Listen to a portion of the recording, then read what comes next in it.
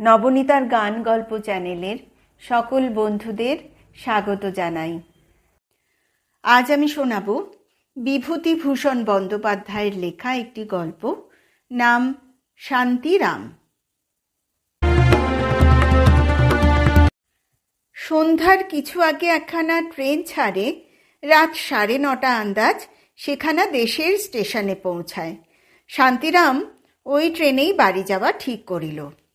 কলে জল আসিয়াছে, ঝরঝর শব্দে চৌবাচ্চায় পড়িতেছে। চৌবাচ্চাটা মাঝারি, ক্রমশ পড়িয়া আসিল বলিয়া। ভাদ্র মাসের পচা গুমোট, স্নান করিয়া লওয়া ভালো।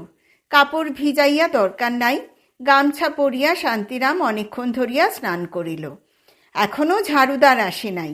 এবেলা ওবেলা উচ্ছিষ্ট ভাত, শাকের চিবানো ডাঁটা, মাছের কাঁটা ঝাঁঝরি ড্রেনের মুখে পড়িয়া জলের স্রোত আটকাইয়াছে। দেখিলে গা কেমন করে, কি নোংরা! কিন্তু এই নোংরা আস্তাকুড়ের মধ্যে আজ 7টি মাস বাস করিয়াও পয়সা হইল কই? সেসব সহ্য করিতে পারিত যদি হোটেলটা হইতে কিছু পয়সা আসিত। ভূপেনবাবু আপিস হইতে ফিরিয়া রান্নাঘরের পাশের ছোট্ট ঘরের চাবি খুলিল। ঘরটার সামনে চালের বস্তা, ডালের বস্তা, বেগুন পটলের ধামা, শুকনা বিলাতি কুমড়া, আধগাগরি আখের গুড়, একটা ছোট্ট 2.5 টিনের অর্ধেক ভর্তি সরিষার তৈল। বাজে হোটেলের মতো যা তা তেল এখানে ব্যবহার করা হয় না। রামগোপাল মিলের মোহন মার্কা খাঁটি সরিষার তৈল, কিন্তু এতেও হোটেল চলিল না। ভূপেনবাবু কলতলায় হাত পা ধুইতে আসিল। কাঁধে গামছা, পায়ে খড়ম। চটির দাম বেশি। বেচারি 25 টাকা মাহিনা পায়। ট্রাম কোম্পানির আপিসে কাজ করে। ঘরের ভাড়া দেয় 4.5 টাকা। পাইস হোটেল এটা, তবুও ভূপেনবাবুর সঙ্গে মাসিক বন্দোবস্ত আছে। ঘর ভাড়া বাদে 11 টাকা। ভূপেনবাবু বলিল, শান্তিরামবাবু, আপনি নাকি চললেন? না গিয়ে কি করি বলুন? এতদিন তো বেছে দেখলাম, কিছুই যখন হলো না তখন থেকে লাভ কি? খাবই বা কি? কেন, আপনাকে এরা রাখবে না? আমার পোষাবে না। আমি ছিলাম হোটেলের মালিক, আর এখন ওদের তাবে আমাকে 7 টাকা মাইনে আর খোরাকিতে খাটতে হবে। আর ওই যে নিধিরাম বাবু, ও এমন মানুষ যদি দুটি! বললাম আর 25 টাকা বেশি দাও গিয়ে। দেন আর দায় না হয় হোটেল বিক্রিই হচ্ছে, তা বলে আমায় ফাঁকি দিয়ে তোমাদের ভালো হবে? হোক, ভগবান মাথার উপর আছেন, তিনি দেখবেন। কারেই না হয় পড়েছি মশাই, চিরকাল এমন দিন থাকবে না, তাও বলে দিচ্ছি। বাড়িতেই এখন থাকবেন? দেখি কি হয়। পয়সা যা পেলাম হোটেল বিক্রি করে, তা গেল পাওনাদারের দেনার পিছনে। মিথ্যে বলবো কেন ভূপেনবাবু? আপনি আমার ছোট ভাইয়ের মতো।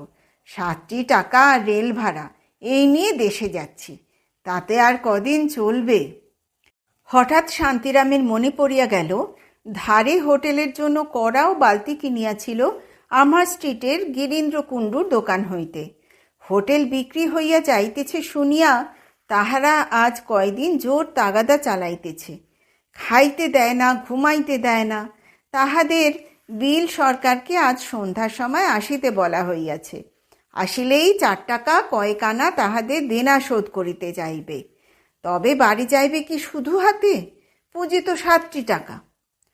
কাজের কথা নয়, তাহার আগেই বাহির হইয়া পড়িতে হইবে। শিয়ালদা স্টেশনে গিয়া গাড়ির জন্য বসিয়া থাকা ভালো। 1.5 ঘন্টা হোটেলে অপেক্ষা করিবার দণ্ডস্বরূপ 4 টাকা কয়েক আনা দিতে সে রাজি নয়। নিজের ঘরটিতে ঢুকিয়া সে একখানা ময়লা কাপড় পাতিয়া 2-3 খানা আধ ময়লা কাপড় ও জামা, কাঁসার গেলাসটা, পুরানো 1 জোড়া জুতা, 1 জোড়া খড়ম, পাটি একখানা, পুটুলি বাঁধিয়া লইল। না, এখানে কোনো জিনিস ফেলিয়া গিয়া লাভ নাই। বাড়িতে লইয়া গেলে গৃহস্থ সংসারে কত কাজে লাগিতে পারে। ছোট্ট টিনের সুটকেসটার মধ্যে ধোপার বাড়ি হইতে সদ্য আনা 2খানি ধুতি এবং একটা ছিটের কাপড়ের পাঞ্জাবি পুরিয়া নিজের গায়ের ময়লা শার্টটা পরিতেছে রেলে যাইবার সময় ফর্সা জামা গায়ে দিয়া লাভ কি? বিশেষত নিজের বাড়িতেই যখন যাইতেছে সে, কুটুম্ব বাড়িতে তো নয়। এমন সময় বাহির হইতে কে ডাকিল, শান্তিরামবাবু আছেন? কে? সেদিনকার সেই 8 টিন সর্ষে তেলের দামটা পাও না, কাল আসতে বলেছিলেন, কাল দুবার এসে দেখা পেলাম না। কত বাকি? 1 টাকা 9.5 আনা। শান্তিরামের একবার ইচ্ছা হইল, বলে কাল এসো সকালবেলা, কিন্তু ভূপেনবাবু পাশের ঘরেই রহিয়াছে। ভূপেনবাবু জানে আজই হোটেল বিক্রি হইয়া গিয়াছে, শান্তিরাম আজই সন্ধ্যার গাড়িতে দেশে চলিয়া যাইতেছে, আর এখন ফিরিবে না। এই অবস্থায় পাওনাদারকে কি বলিয়া মিথ্যা কথা বলা যায়? অগত্যা দিতে হইল। 7 টাকার ভিতর হইতে বাহির হইয়া গেল 1 টাকা 9.5 আনা। এ বেড়া আগুনের জাল হইতে বাহির হইতে পারিলে এখন সে বাঁচে, আবার কোন দিক হইতে কে আসিয়া পড়িবে কে জানে। চললেন তাহলে? হ্যাঁ হ্যাঁ, আসি, নমস্কার। কিছু মনে করবেন না। বাড়ি গিয়ে চিঠি দেবেন, কীরকম আছেন, কেমন তো? হ্যাঁ দেব, বই কি দেব না? বেশ লোক ভূপেনবাবু। ডান হাতে টিনের বিবর্ণ সুটকেসটা, বাম বগলে পুটুলি ও ছাতা লইয়া শান্তিরাম হোটেল হইতে বাহিরে হাঁটিতে হাঁটিতে শিয়ালদার মোড়ে আসিয়া পৌঁছিল। ছেলেদের জন্য কিছু কিনিয়া লওয়া যাক। নাশপাতি, নাশপাতি, 2 পয়সা জোড়া। ডাকাত নাকি রে বাবা, 2 পয়সা জোড়া নাশপাতি কে কবে শুনিয়াছে? দিব্যি আপেলগুলি। কত দর? 4 পয়সা জোড়া কেন? পয়সা পয়সা না? ফলওয়ালা চটিয়া গেল। বাবু কোন জমানা মে আপেল পয়সা পয়সা বিকা? অনেক দরদস্তুর করিয়া শান্তিরাম ছোট ছোট নাশপাতি 2 পয়সায় জোড়া দরে 6টি কিনিল। 4 পয়সায় 1 জোড়া আপেলও কিনিল। পরিমল নস্য লইবে কিছু, দেশে ভালো নস্য পাওয়া যায় না। ফলওয়ালাকে পয়সা বাহির করিয়া দিতেছে, এমন সময় পিছন হইতে কে ডাকিল, এই যে শান্তিরাম, এ কি যাচ্ছ কোথায়, বাড়ি নাকি? শান্তিরাম পিছন ফিরিয়া চাহিয়া দেখিল তাহাদের দেশে সরোজ মুখুজ্জে। সরোজ এখানে কোনো মেসে থাকে, সপ্তাহে সপ্তাহে দেশে যায়। চাকরি করে মার্চেন্ট অফিসে, 80-90 টাকা মাহিনা পায়। আর ভাই বাড়ি চললাম, সব উঠিয়ে দিয়ে চললাম। কেন, তোমার সেই হোটেল? চালাতে পারলাম কই, চলতো ভালো, 5 ভূতে খেয়ে আর বাকি ফেলে ফেল মারিয়ে দিলে। এক এক ব্যাটার কাছে 8 টাকা 10 টাকা বাকি, খেয়ে যাচ্ছে তো খেয়েই যাচ্ছে, উপর হাত করবার নামটি নেই। তাগাদা করতে গেলেই আজ দেব কাল দেব। এদিকে আমার পাওনাদারেরা, বাড়িওয়ালা, কয়লাওয়ালা, মুদি আমায় ছিঁড়ে খাচ্ছে। জোচ্চোরের জায়গা কলকাতা, এখানে কি ভদ্রলোক আছে? কিন্তু শান্তিরামদা, দেশে কতদিন যাওনি বলো তো? দেশের অবস্থা জানো? বাড়ি তো যাচ্ছ, বন্যে সব ডুবে গিয়েছে। রসময়পুর থেকে নৌকায় চড়বে আর একেবারে তোমাদের গায়ের বটতলায় গিয়ে উঠবে, কলুবাড়ির কাছে। চাল নেই, ধান নেই, সব ডুবেছে। জিনিসপত্রের দাম চড়া, লোকজনের ভয়ানক কষ্ট, কত বাড়ি ঘর পড়ে গিয়েছে। আর এই দুর্দিনে তুমি যাচ্ছ দেশে? এখন যেও না আমি বলি। না গিয়ে কি করি? এখানে থেকে পয়সা উপায়ের চেষ্টা করো। এখানে নানা পথ আছে, দেশে কিছু নেই এক ভিক্ষে ছাড়া। তাই বা দেবে কে? এখানে থেকে বাড়িতে পয়সা পাঠাও, তাদের উপকার হবে। শুধু হাতে বাড়ি গিয়ে কি করবে? আচ্ছা আসি শান্তিরামদা। বন্যার খবর শান্তিরাম কিছু জানে না। বাড়ির চিঠি পায় নাই আজ 15-20 দিন। চিঠি না পাওয়ার কারণ সে জানে। 3 পয়সা দাম একখানা পোস্টকার্ডের। পাড়া গাঁয়ের লোক নিতান্ত দরকারি খবর দিবার না থাকিলে চিঠি বড় একটা দেয় না। বিশেষত তাহার সংসারের যা অবস্থা, 3টি পয়সা 3টি মোহর। ট্রেন ছাড়িল, বেলা একদম পড়িয়া আসিয়াছে। গাড়িতে লোক বেশি নাই। শান্তিরাম এক কোণে বসিয়া জানলার বাহিরে চাহিয়া মাঝে মাঝে বিড়ি টানিতে টানিতে ভাবিতে ভাবিতে চলিল। শরৎ যাহা বলিল তাহাতে বাড়ি যাইবার উৎসাহ তাহার কমিয়া গিয়াছে। সত্য বটে, সে ৯-১০ মাস বাড়ি যায় নাই। সেই অগ্রহায়ণ মাসে বাড়ি হইতে বাহির হইয়াছিল। স্ত্রীর শেষ সম্বল বালা দুগাছা বিক্রয় করিয়া ২০০ টাকা লইয়া ব্যবসা করিতে আসিয়াছিল কলিকাতায়। ২০০ টাকার মধ্যে বাড়ি লইয়া ফিরিতেছে ৫ টাকা ৬.৫ আনা। অবশ্য এ কয় মাস কিছু কিছু খরচ পাঠাইয়াছিল বাড়িতে, কিন্তু গত আষাঢ় মাসের শেষ হইতে আর কিছুই দিতে পারে নাই। দেশে থাকিতে পয়সা উপার্জনের কোনো পথ সে বাকি রাখে নাই। লেখাপড়া তেমন জানে না বলিয়া চাকুরি জোটে নাই বটে, নাই বা চাকুরি জুটিল। ব্যবসা করিয়া বড়লোক হওয়া যায়, চাকুরিতে নয়। গুড়ের ব্যবসা, কাঠ জ্বালানির ব্যবসা, তরকারি চালানির ব্যবসা, এমনকি মাছ চালানি পর্যন্ত কিছুতেই কিছু হইল না। তাই স্ত্রীর বালাজোড়া লইয়া কলিকাতায় আসিয়াছিল কোনো একটা ব্যবসা করিতে। অনেকে পরামর্শ দিয়াছিল হোটেল খুলিতে। খারাপ কিছু চলে নাই, দুবেলা লোকজন খাইতেছিলও মন্দ নয়। কিসে কি হইল ভগবান জানেন, খরচে আর কিছুতেই কুলায় না এমন হইয়া দাঁড়াইতে লাগিল। বাড়ি ভাড়া বাকি পড়িয়া গেল ৩ মাসের। বাড়িওয়ালা শাসাইল জিনিসপত্র আটকাইয়া ভাড়া আদায় করিবে। মুদির দেনা, কয়লাওয়ালার দেনা, তরি তরকারিওয়ালার দেনা, মাছওয়ালার দেনা, দুধওয়ালার দেনা, ঠাকুরের মাহিনা বাকি, ঝি চাকরের মাহিনা বাকি। হোটেল চলে কি করিয়া? সর্বশান্ত হইতে হইল। সত্য সত্যই সর্বশান্ত। এতটুকু সোনার গুঁড়া নাই ঘরে, এই কটি টাকা মাত্র সম্বল। বাড়িতে পা দিলেই চৌকিদারি ট্যাক্সের তাগাদা, সেখানেও মুদির দেনা, গোয়ালার দেনা, হয়তো বা ১০-১৫ টাকা জমিয়া গিয়াছে। তাহার উপর দেশের অবস্থা যেরকম শোনা গেল, সব কিছু ডুবিয়া গিয়াছে।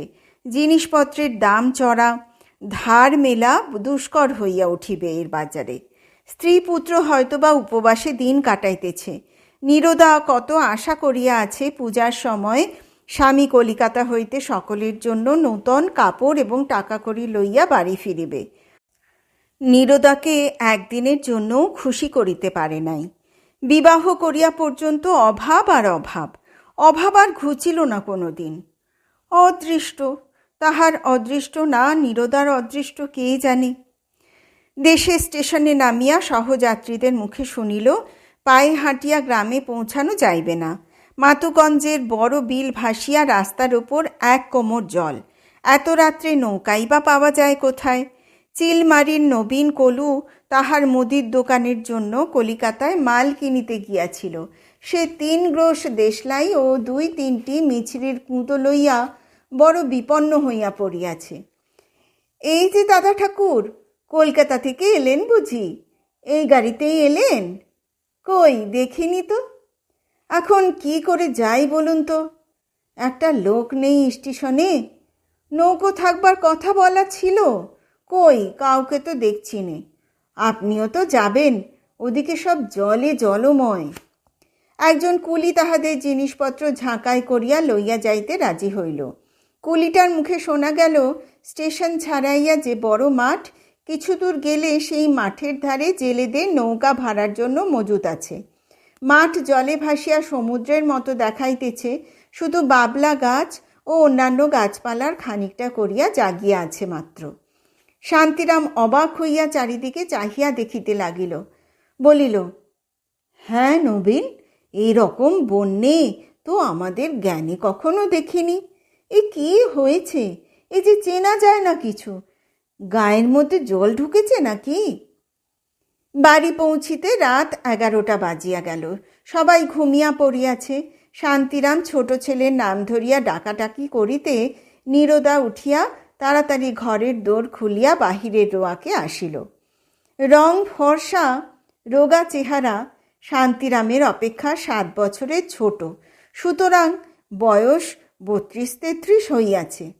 মাথার চুল সামনের দিকে উঠিয়া গিয়াছে। মুখের লালিত্য অনেক দিন নষ্ট হইয়াছে। চুল বাঁধা বা পরন পরিচ্ছদের মধ্যে এতটুকু পরিপাট্য নাই। অতিরিক্ত পান দোক্তা খাইয়া দাঁতগুলি কালো।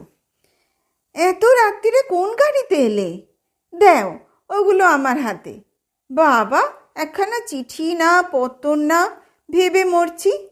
সতুরাজ আবার 3 দিন জ্বর আর পেটের অসুখ। বুলুর একটা ফোড়া হয়ে কষ্ট পাচ্ছে। ভাবছি আজকালের মধ্যে একখানা পত্তর দেব, তার ওপরে চারদিকে যা জল, হাট বাজার করে এনে দেবার লোক পাচ্ছে নে। এই জল পেরিয়ে কে আমার জন্যে চিলেমারি থেকে জিনিস কিনে এনে দেবে? এলে বাঁচলাম, কি আতান্তরে যে পড়েছি, তার উপর এদিকে হাতে। ও বুলু, কে বলছি শোন। এই যে যাই, চেঁচিও না, কে এসেছে দেখ। তোমার শরীর ভালো আছে তো? এই এতে আপেল আর নাশপাতি আছে। সতুকে বুলুকে দাও, খুকিকে দাও এই লেবেন জুস, কলার আর কমলা লেবুর। খুকি ভালো আছে তো? চলো ঘরে। দাঁড়াও একটু, আলোটা জ্বালি, ঘরে অন্ধকার। সামনেই সব শুয়ে আছে, মারিয়ে চটকে দেবে। খানিক পরে শান্তিরাম সুস্থ হইয়া বসিয়া তামাক খাইতেছে। ছেলেমেয়েরা তাহাকে ঘিরিয়া কেহ আপেলের টুকরো, কেহ লেবেন জুস খাইতেছে।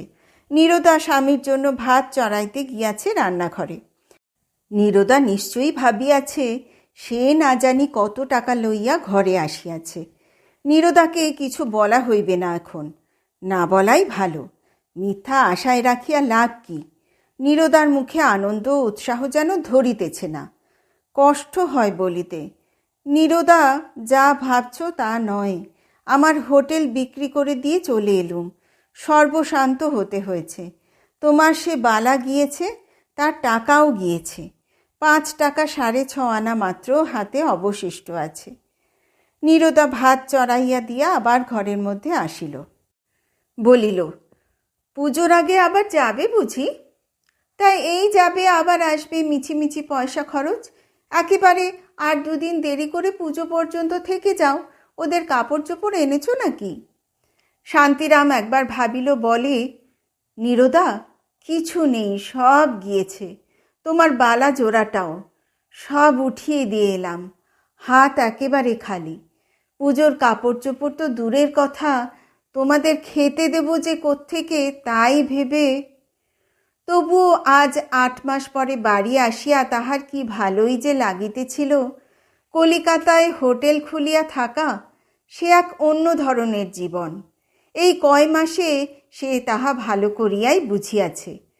কখনো সে ঘর ছাড়া হয় নাই, তার পক্ষে একা ওভাবে নির্বান্ধব স্থানে থাকা কি ভালো লাগে? এ তাহার নিজের বাড়ি, সকলে এখানে আপন।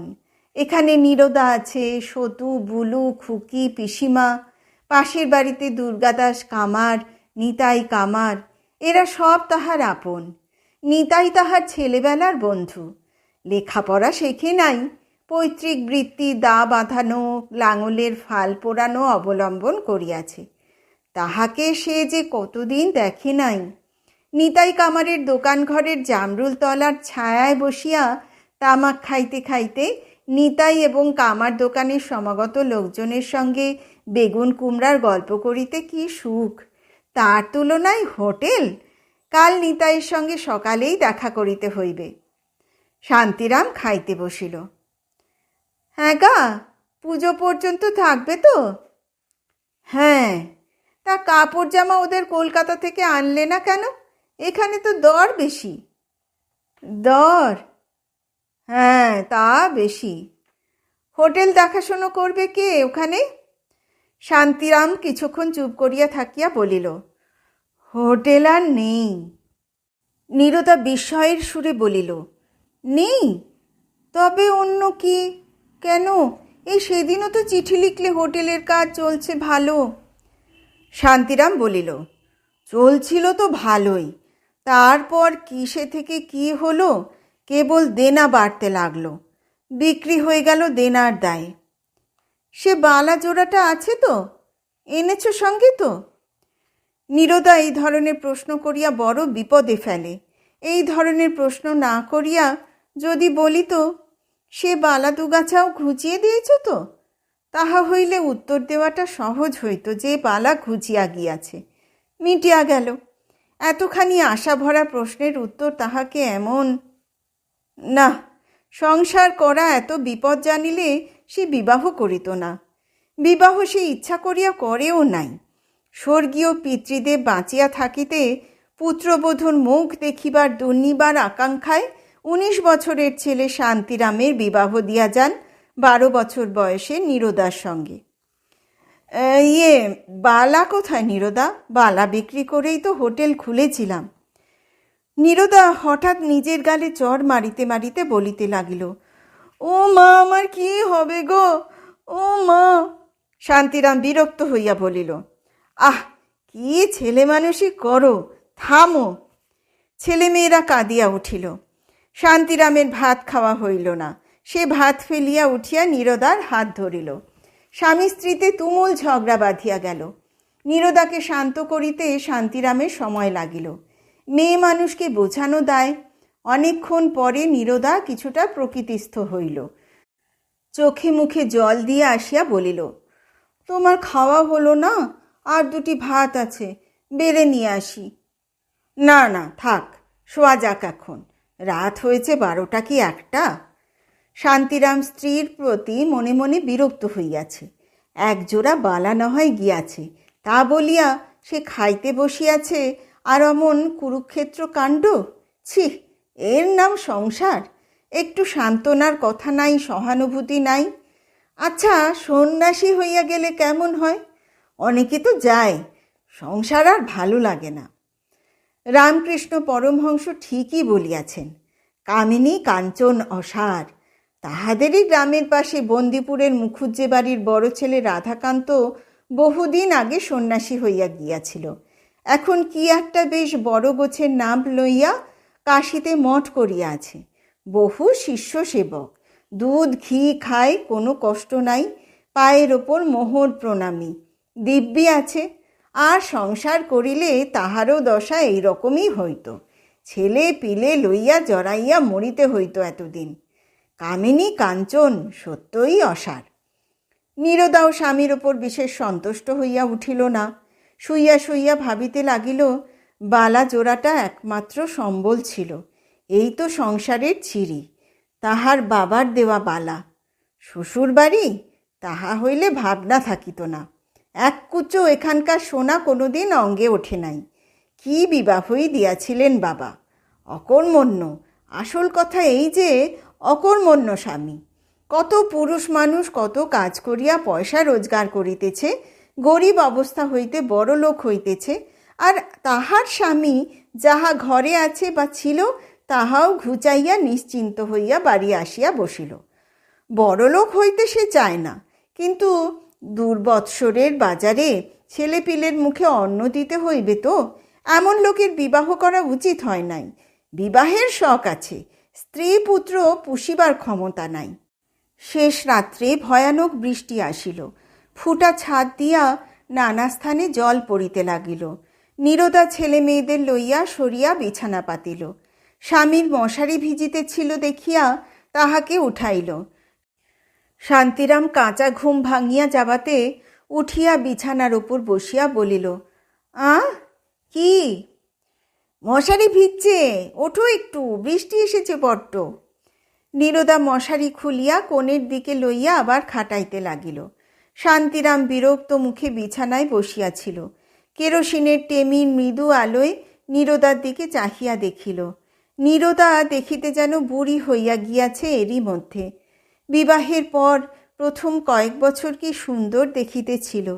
সেই রং চেহারা কয়েক বছরের মধ্যেই যেন ভোজবাজির মতো উড়িয়া গেল। ঠিক তেমন ভালোবাসাই কি এখনো আছে? সে আকুলি বিকুলি ভাব, না দেখিলে বাঁচি না ইত্যাদি বহুদিন চলিয়া গিয়াছে। নীরদা মশারি খাটাইতেছে। সামনের কপালখানা মাঠের মতো চওড়া হইয়া গিয়াছে, চুল ওঠার দরুন। ময়লা শাড়িখানাতে চেহারা আরও খারাপ দেখাইতেছে, যেন ভদ্রলোকের ঘরের মেয়েই নয়। ফর্সা একখানা কাপড় পরিলে কি হইত? শান্তিরামের মনে স্ত্রীর প্রতি হঠাৎ কেমন অনুকম্পা জাগিল। বেচারি নীরদা, তাহারই দোষে নীরদা অমন হইয়া গিয়াছে। মেয়ে মানুষ অসহায়, যেমন রাখিবে তেমনই থাকিবে।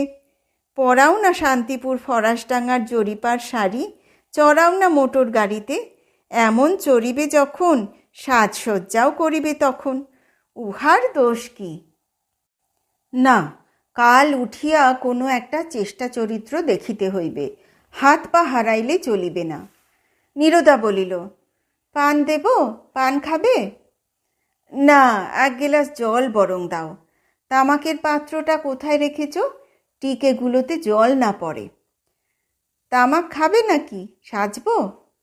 থাক, তুমি জল দাও, তামাক আমি সাজছি। তামাক টানিতে টানিতে শান্তিরাম বলিল, এখানে আর দেনা কত হয়েছে? তা 15-16 টাকা। এত ধার জমলো কি করে? নীরদা একটু ঝাঁজের সহিত বলিল, জমবে আর কি করে? 4 মাসে বাড়িতে উপর হাত করনি, সে কথা মনে আছে? চালাচ্ছি কি করে তবে? তবুও আমার কথায় চাল ধার দেয়, নইলে পাড়ার ধার দেওয়া দোকান থেকে বন্ধ করে দিয়েছে। এই কথাটিতে শান্তিরামের দুর্ভাবনা আবার বাড়িয়া গেল। একটা টাকা যাহার কাছে একটা মোহর, বর্তমানে তাহার মুদির দোকানে 15-16 টাকা বাকি। বর্তমানের অসহায় অবস্থায় দোকান হইতে ধারে জিনিসপত্র না লইলে চলিবে না, এবং লইতে গেলেই পূর্বের দেনার কিছু অংশ শোধ করিতে হইবে। নীরদা বলিল, শুয়ে পড়ো এখন, ভেবে আর কি হবে, যা হবার হবে। নীরদার এই কথাটা আবার শান্তিরামের বেশ লাগিল। নীরদার মনে ভালোবাসা আছে। দুঃখ হোক কষ্ট হোক, নীরদার মুখখানা দেখিলে তবুও যেন অনেকটা শান্তি। নীরদা বলিল, ওগো শোনো, তোমাদের গায়ে পশুপতি মুখুজ্জে কে ছিল? পুকুর ধারের ওই যেই বড় দোতলা বাড়িটা, ও তো আমার বিয়ে হয়ে পর্যন্ত পড়েই আছে ওইভাবে। ওই বাড়ির লোক এসেছে, আজ পুকুর ঘাটে গিয়ে দেখি গাড়ি করে নামলো একজন ছোকরা, আর একজন 16-17 বছরের মেয়ে, আর এক বুড়ি, বোধহয় ওদের মা। মেয়েটা আইবুড়ো, বেশ দেখতে। ওরা পশ্চিমে থাকতো না? শান্তিরাম বলিল, পশুপতি দাদার বাড়িতে? তা হবে। পশুপতি দাদা তো মারা গিয়েছেন আজ 7-8 বছর। তার ছেলে শুনেছি ইঞ্জিনিয়ার। এতকাল পরে দেশের কথা মনে পড়েছে বোধহয়। লখনৌ না কানপুর কোথায় যেন থাকে। কোনো জন্মে তো আসতে দেখিনি। বাড়িটা ভাঙাচোরা, থাকবে কি করে ও বাড়িতে?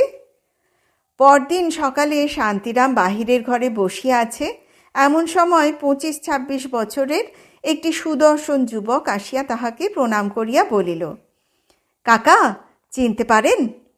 শান্তিরাম বুঝিল এটি পশুপতি মুখুজ্জের ছেলে, যাহার কথা রাত্রে হইয়াছিল। বলিল, এসো বাবা, এসো। তোমার খুড়িমা বলছিলেন তোমরা কাল এসেছ। তোমার বাবার সঙ্গে আমার যথেষ্টই। আহা, পুণ্যাত্মা লোক, তোমাদের রেখে স্বর্গে চলে গিয়েছেন। বসো বাবা, বসো। বৌদিও এসেছেন নাকি? না, মায়ের শরীর ভালো না। সঙ্গে এসেছেন আমার এক সম্পর্কে মাসিমা। আমি কখনো গায়ে আসিনি, কাউকে চিনি না, সকলের সঙ্গে আলাপ করে বেড়াচ্ছি। দেখুন, এই বাপ ঠাকুরদার দেশ, অথচ কাউকে চিনি না। বাড়িটা নষ্ট হয়ে গিয়েছে একেবারে।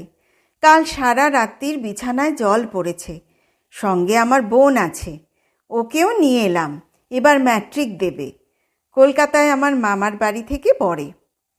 বেশ বেশ, খুব ভালো বাবা, যাবে আসবে বই কি। তোমরা গায়ের রত্ন, না এলে গেলে কি হয়? দেখছো তো গায়ের অবস্থা। এমন সোনার চাঁদ ছেলে সব থাকতে আমরা কি কষ্টটা পাচ্ছি গায়ে থেকে। তোমার নামটি কি বাবা? যুবক বলিল, আগে আমার নাম সুশান্ত, আমার বোনের নাম চিন্ময়ী, চিনু বলে ডাকে। আপনার কাছে যে জন্যে এলাম তা বলি। বাবা আমাদের হাতে কিছু টাকা দিয়ে গিয়েছিলেন ঠাকুরদাদার নামে গায়ে একটা পুকুর কেটে প্রতিষ্ঠা করবার জন্যে। আজ 7 বছর বাবা মারা গিয়েছেন, কিন্তু নানা কারণে আমার গায়ে আসা ঘটেনি। তাই এবার ভাবলুম যাবই, কাজটা সেরে আসি।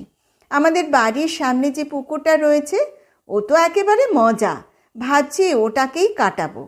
পাড়ার লোকে জল খাওয়ার সুবিধে হয় তাহলে। তা ও পুকুরে আপনার অংশ আছে শুনলাম। আমি অন্য সব অংশীদারের কাছে গিয়েছিলাম, তারা সব রাজি হয়েছেন। এখন আপনি যদি... আমিও বেশি ন্যায্য দাম যা হয় দেব, সকলকেই দেব। শান্তিরাম বলিল, এর আর কি বাবা, খুব ভালো কথা। তোমার খুড়িমার সঙ্গে একবার পরামর্শ করে ও বেলা কি কাল যা হয় বলবো। যুবক চলিয়া গেল। শান্তিরাম স্ত্রীকে ডাকিয়া বলিল, শোনো গো, একেবারে অকুল ভাবছিলাম, একটা কুল দেখা দিয়েছে। তারপর পুকুরের ব্যাপারটা বর্ণনা করিয়া বলিল, মজায় এঁদো পুকুর পড়ে আছে শ্যাওলা হয়ে, কখনো কিছু তো হয় না। যা পাও 25টা টাকাও যদি দেয়, ভগবান জুটিয়ে দিয়েছেন। ভালোই ভালোই চুকে গেলে 5 পয়সার হরি লুট দিও। দুপুরের পর পশুপতি মুখুজ্জের মেয়েটি শান্তিরামের বাড়ি বেড়াইতে আসিল। নীরদাকে প্রণাম করিয়া বলিল, কাকিমা, আপনার সঙ্গে আলাপ করতে এলাম। নীরদা কাঁথা সেলাই করিতেছিল, তাড়াতাড়ি উঠিয়া মেয়েটির চিবুক ছুঁইয়া আদর করিয়া বলিল, এসো মা এসো, গরিব কাকার বাড়ি, তোমায় মা কোথায় বসাই, এই আসনখানাতে বসো মা। দুজনে ভাবসাব খুব শীঘ্রই হইয়া গেল। মেয়েটি বেশ সুন্দরী, সারা দেহে একটা গতির হিল্লোল, ছিপছিপে গরণ, মাথায় এক রাশ চুল, একটু নামাইয়া এলানো খোঁপা বাঁধা, সাদা সিধা ধরনের শাড়ি ব্লাউজ পরনে, হাসি ছাড়া যেন কথা কহিতে পারে না মেয়েটি। নীরদা বলিল, তোমার দাদা এসেছিল ও বেলা তোমার কাকার সঙ্গে দেখা করতে, শুনলাম বড় ভালো ছেলেটি। তুমি স্কুলে পড়ো শুনলাম, কি পড়ো? ক্লাস 10-এ পড়ি, এবার ম্যাট্রিক দেব। তোমার মা এলেন না কেন? কখনো দেখিনি তাকে। তার শরীর ভালো না, বিছানা থেকে উঠলে মাথা ঘোরে, কোথাও বেরোতে পারেন না। আহা, তার দেখাশুনো কে করে? তোমার দাদার বিয়ে হয়েছে? না, দাদা বিয়ে করবে না এখন, দেশ সেবা করবে। যারা লেখাপড়া জানে না তাদের লেখাপড়া শেখানো, এসব দিকে মন তার। দেশের কাজ করবে বলে পাগল, অন্য ধরনের মানুষ দাদা। দাদার কথা বলিবার সময় মেয়েটির চোখের দৃষ্টি স্নেহ ও শ্রদ্ধায় নম্র হইয়া উঠিল। ক্ষণে ক্ষণে ইহার মুখের চেহারা যেন বদলাইয়া যাইতেছে, ভারী জীবন্ত চোখ মুখ। এসব পাড়াগাঁয়ে নীরদা কখনো এমন মেয়ে দেখে নাই। অনেকক্ষণ বসিয়া এই গল্প গল্প করিবার পর মেয়েটি উঠিতে চাহিলে নীরদা বলিল, চিনু মা, গরিব কাকিমার বাড়ি এসেছে যদি, কিছু না খেয়ে তো যেতে পারবে না। তুমি বসো, আমি একটু হালুয়া করে আনি। চিনু বলিল, মুড়ি নেই কাকিমা, মুড়ি খেতে আমি বড় ভালোবাসি। নীরদা তাড়াতাড়ি মুড়ি মাখিয়া আনিয়া দিয়া বলিল, তুমি কি মুড়ি খেতে পারবে মা? সেই জন্যে দিতে ভরসা করিনি, আমি নিজে মুড়ি ভাজি।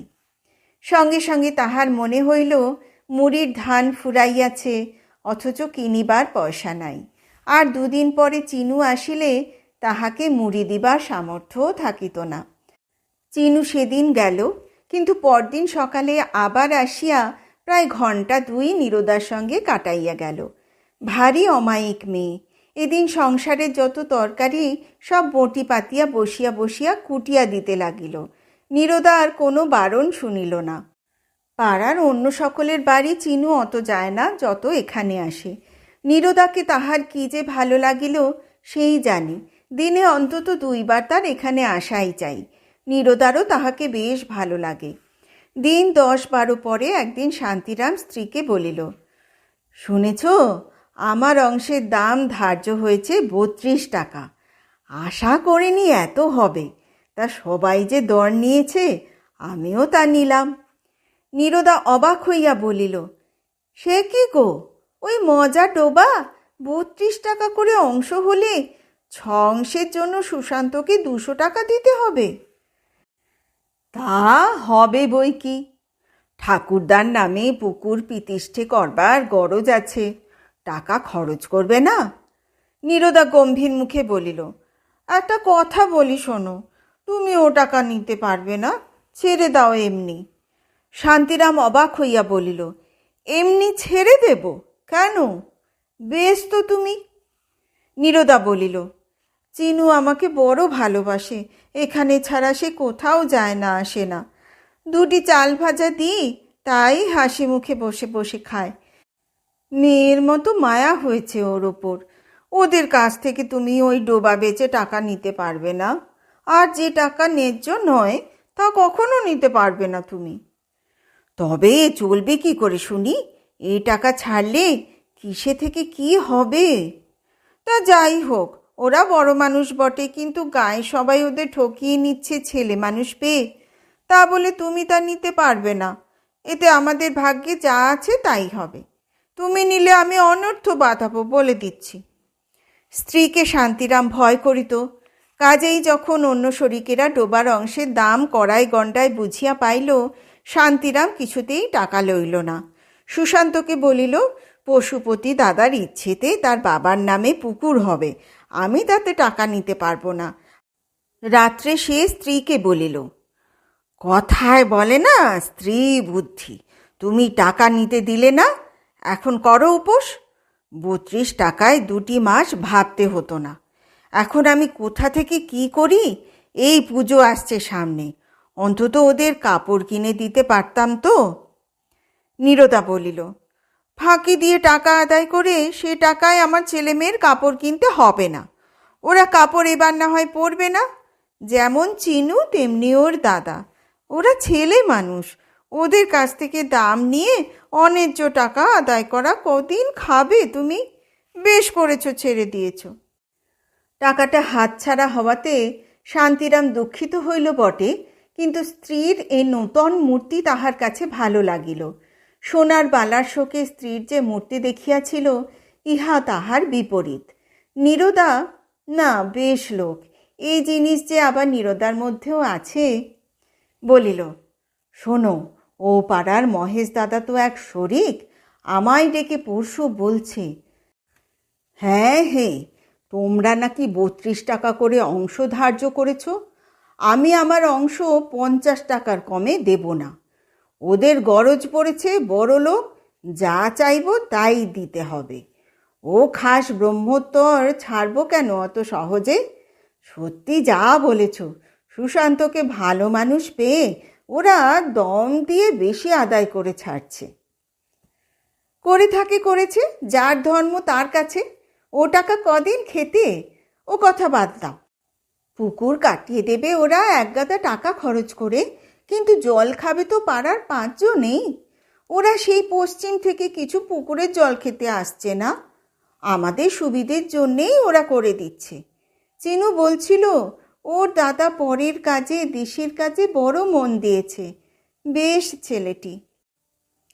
তখন পূজার আর কয়েকদিন মাত্র বাকি আছে। সুশান্ত সন্ধ্যার সময় শান্তিরামের বাড়ি আসিল। বলিল, কাকা, আমরা কাল চলে যাচ্ছি পশ্চিমে। আমার ছুটি ফুরিয়ে এসেছে। আপনার উপর একটা ভার দিয়ে যেতে চাই। পুকুর কাটানোর ভারটা আপনি নিন। গায়ের মধ্যে আপনিই সবচেয়ে অনেস্ট লোক দেখলুম। চিনুর মুখে আপনাদের কথা সব শুনেছি। একটা প্রস্তাব আছে আমার, যদি কিছু মনে না করেন তবে বলি। আমি এই পুকুর কাটানোর আর আমাদের জমি জমা বাড়িঘর এখানে যা আছে তা দেখাশুনো করবার জন্য মাসে আপনাকে 15 টাকা দেব। পুকুর কাটানো হয়ে গেলে আমাদের বাড়িটা মেরামত করবার ভারও আপনার উপর থাকবে। আমি টাকা পাঠিয়ে দিয়ে খালাস হব। মাঘ মাসের দিকে মাকে নিয়ে এসে পুকুর প্রতিষ্ঠা করে যাব। বলুন কাকা, এতে আপনি রাজি আছেন? না, রাজি না হলে কিন্তু ছাড়ছি নেই। গায়ে আর সেরকম লোক নেই, আর আমাদের যাওয়ার আগে আপনাদের 2 মাসের টাকা দিয়ে যাব। কেননা পুজো আসছে, খরচপত্র আছে তো। পুকুর কাটার দরুনও আপাতত 100 টাকা আপনার হাতে দিয়ে যেতে চাই। আপনাকে সকলে গায়ে বলে হোটেলওয়ালা বামুন, কিন্তু দেখছি আপনিই খাঁটি লোক। শান্তিরামের মাথা ঘুরিয়া গেল। ছোকরা আরও সব যে কি বলিয়া গেল, শান্তিরামের মাথার মধ্যে কিছুই ঢুকিল না। সুশান্ত চলিয়া গেলে তাড়াতাড়ি বাড়ির ভিতর গিয়া স্ত্রীকে ডাকিয়া বলিল, ওগো, কোথায় গেলে শুনছো? শোনো শোনো। নীরদা সব শুনিয়া হাসি মুখে বলিল, স্ত্রী বুদ্ধি বলছিলে না, আমার বুদ্ধি নিয়ে চলো একটু। শেষ হলো গল্প শান্তিরাম।